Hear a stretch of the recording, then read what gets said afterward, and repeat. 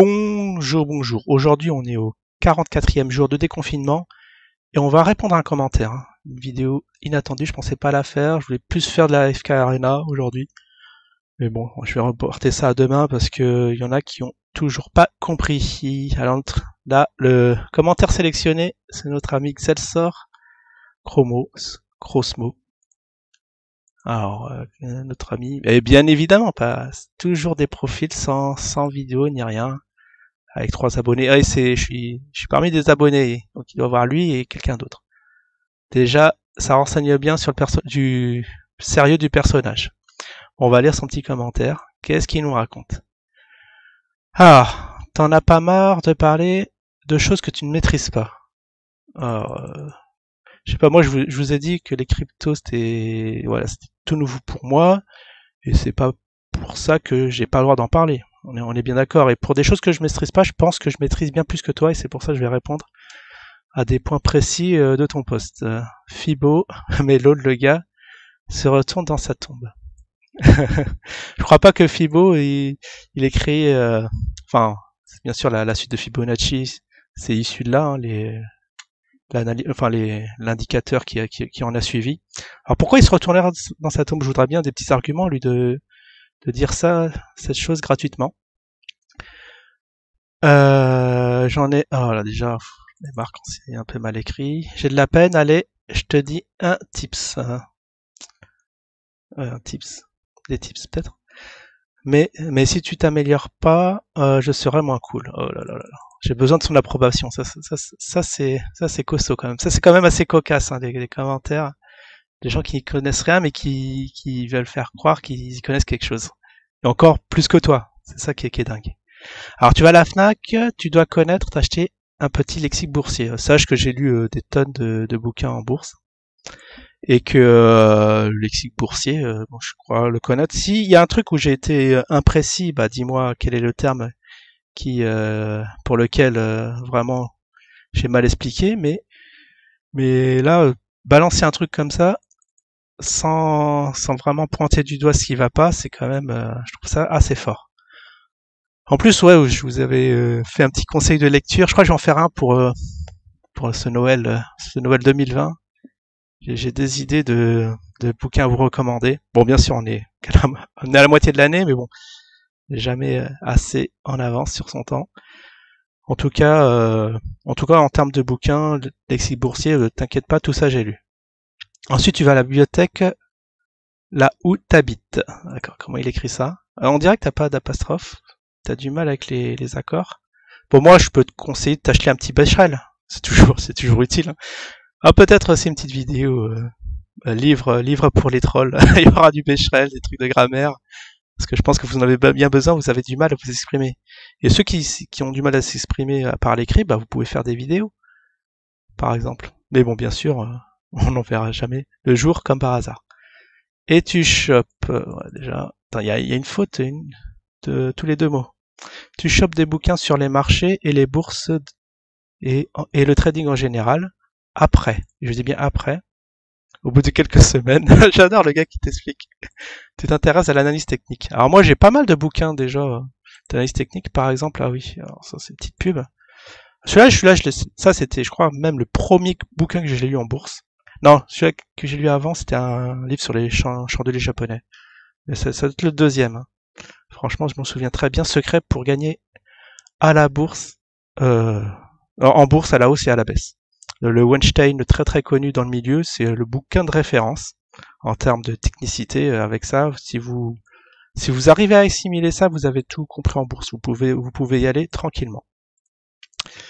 Bon, je crois qu'il y a une petite partie Fibonacci, mais pas très très poussée, mais en tout cas, il montre pas mal de techniques, pas mal de stratégies, les marchés haussiers, baissiers. Je crois qu'il y a du RSI de mémoire, hein, parce que je l'ai pas chez moi.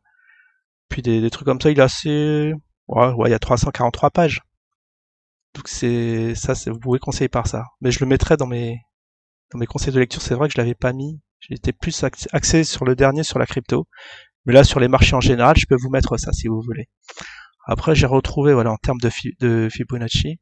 Donc, bon, les vagues d'Elliott s'appuient sur le Fibo.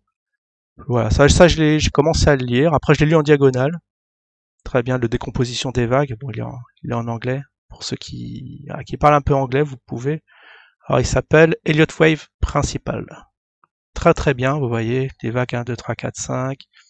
Mais ça va vraiment dans le détail. Bon, vous n'avez pas besoin de tout ça hein, si vous voulez trader. Mais ça aide. Moi, je m'appuie sur cette technique. Il est très très bien. Après, ouais, à la fin, j'aime bien, ils ont fait une petite estimation où sera le dos je sais plus. Ça, c'est une estimation pour les années 30, 95, 96. Ouais, c'était un vieux bouquin, je crois qu'il date des années, même pas 2000, hein. Avant 2000, il a dû sortir. Puisque ça s'arrête là, vous voyez. 95, 96, il y a des estimations, et même les estimations vont jusqu'à 2011. Ça m'a fait halluciner parce qu'il voit le dos, oh, je l'ai pas là. Bon, de toute façon, vous pouvez le retrouver sur internet. Il voit le dos arriver jusqu'à 10 000. C'est assez monstrueux. Parce que les vagues vont très très de plus en plus haut, en sorte exponentielle. Enfin voilà. Ça c'était. Ce qui m'a fait marrer, c'est que ouais, j'avais oublié, j'avais le Karen, Ishimoku. Ça c'est pour cryptoter. Voilà, s'il veut se remettre dans le trading, il peut utiliser Ishimoku. Bon, j'étais pas fan, j'ai lu le truc. Bon, je suis pas fan, hein. Des nuages comme ça, vous voyez rien que le graphique il est chargé, je préfère les choses simples. Après j'en ai voilà quelques autres. Le market profile, j'en avais parlé hier.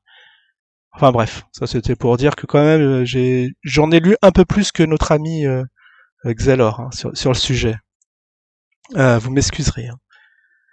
Et donc voilà, s'il y a des petites attaques, bah dis-moi précisément qu'est-ce que tu me reproches parce que je comprends pas. Là, t'as avancé aucun argument. Et tu t'intéresses à l'analyse technique entre guillemets, qu'elle soit statistique ou n'importe quoi. De toute façon, l'analyse technique c'est des analyses statistiques, hein. Ça va ensemble. C'est pas la peine de mettre ça ou n'importe quoi. Qui finit en IQ. Ah d'accord, ouais. On a du mal à comprendre. Je reste léger. Entends-moi bien, à parler de ce que tu connais pas. J'adore. Je pense que lui, il doit pas trop maîtriser. Alors quand je parle, il doit se sentir noyé. Et du coup, il te retourne l'argument comme quoi, au lieu de dire que c'est lui qui comprend rien, il va dire que c'est les autres. Euh, le technique devient vite un hic. T'as suivi? Ah, j'ai rien compris. J'ai rien compris, mon pote.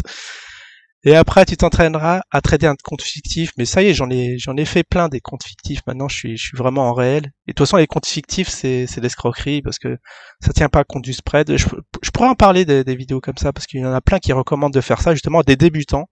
C'est comme ça qu'on les reconnaît, comptes fictifs. Mais franchement, vaut mieux créer un petit compte. Vous mettez, je sais pas, 100 euros. Vous tradez des micro lots dessus qu'un compte fictif avec de l'argent virtuel où il y a plein de choses qui ne sont pas tenues en compte. En plus, les brokers n'essayent pas de te planter dans les comptes fictifs. Justement, ils essayent de te faire gagner. Pas spread, etc. J'en passe, mais je pourrais en reparler. Donc voilà, là, on sent bien le débutant qui avance son argument. Il a vu deux, trois vidéos sur le trading et il se prend pour un pro. Et pas en crypto.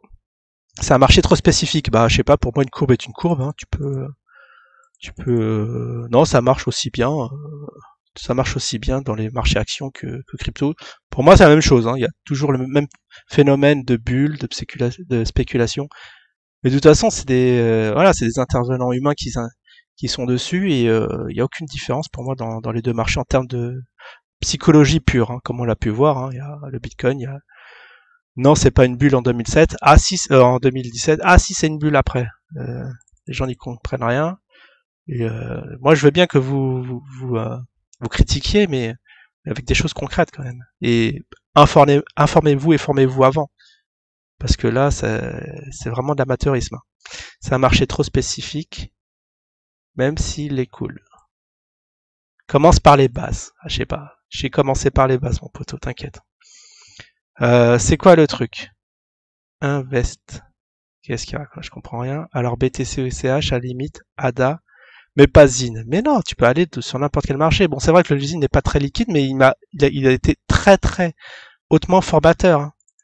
Notamment sur les introductions manquées, qui au final marchent. Bah, il y a des intervenants. Si, tu peux aller sur tout type de marché. Et en plus, il y en a qui disent que c'est une shitcoin, mais Et voilà, ça vous permet d'identifier quels sont les actifs vraiment tangibles et d'autres non, mais il n'y a aucune raison de ne pas aller sur le zine. À la limite, ADA, je sais plus, je crois que c'est Cardano. Je crois que j'en ai un peu, mais bon, je suis plus trop. Les marchés traditionnels, je suis plus trop. De toute façon, le Bitcoin, je vais pas rentrer dedans avant qu'on ait cassé le dernier point haut qui était à 14 000 et même les 20 000. Honnêtement, j'attends plus que ça casse les 20 000 pour en acheter que, comme on est en range, je vais pas trop me mouiller dessus.